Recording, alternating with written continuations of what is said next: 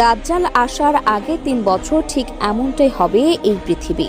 মাত্র ৪০ দিনের সফরে কাঁপিয়ে দেবে বিশ্ববাসী, আর তার অনুসারী হবে লক্ষ লক্ষ মানুষ। অনেকে বুঝতেই পারবে না যে এটাই দাজ্জাল।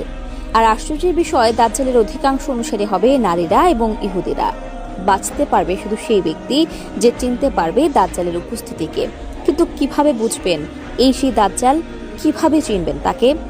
এমনকি এমন কিছু জাদুকরী আমল ও উপায় রয়েছে যে আমাদেরকে বাঁচাতে পারে দাজ্জালের ভয়ঙ্কর ফিতনা থেকে। কি সেই উপায়, কি সেই পথ? আজকের ভিডিও জুড়ে আমরা আলোচনা করব এসব নিয়ে। তাই ভিডিওটি শুরু করার আগে যদি আপনি দাজ্জালের ফিতনা থেকে নিজেকে রক্ষা করার ইচ্ছা রাখেন, তাহলে একবার কমেন্টে ইনশাআল্লাহ লিখে রাখুন এবং অবশ্যই ভিডিওটি শেয়ার করে সবাইকে জানিয়ে দিন, যেন তারাও জানতে পারে কিভাবে দাজ্জালের হাত থেকে বাঁচবে এবং কিভাবে তাকে চিনতে পারবে তখন সে পৃথিবীতে আগমন করবে। তো চলুন ভিডিওটি শুরু করা যাক। কথায় আছে, মানুষ তার নামেই পরিচয়। দাজ্জালের নামেই লুকিয়ে আছে তার চরিত্রের আসল রূপ। দাজ্জাল শব্দটি এসেছে আরবি থেকে, যার অর্থ মিথ্যুক, প্রতারক, ছলনাকারী। অর্থাৎ পৃথিবীতে যত ধরনের মিথ্যা আছে সবকিছুই থাকবে দাজ্জালের চরিত্রে। হাদিসে বলা হয়েছে, দাজ্জাল আসার আগে এই পৃথিবীতে ঘটবে কিছু ভয়াবহ ঘটনা। পৃথিবীকে প্রস্তুত করা হবে তার আগমনের জন্য। আজ পৃথিবী যেন সেই সাজে নিজেকে সাজিয়ে নিচ্ছে। কিন্তু দাজ্জাল আগমনের ঠিক ৩ বছর পূর্বে কেমন হবে এই পৃথিবী? প্রথম বছর আকাশে আল্লাহ তাআলা বৃষ্টি যে পরিমাণে বর্ষিত করেন তার ৩ ভাগের ১ ভাগ বর্ষিত করা বন্ধ করে দেবেন। দ্বিতীয় বছরে ২ ভাগ বৃষ্টি বন্ধ হবে, আর তৃতীয় বছরে পুরোপুরি বৃষ্টি বন্ধ হয়ে যাবে। অর্থাৎ পৃথিবী ডুবে যাবে ভয়ঙ্কর দুর্ভিক্ষে। মানব সভ্যতা হবে অসহায়।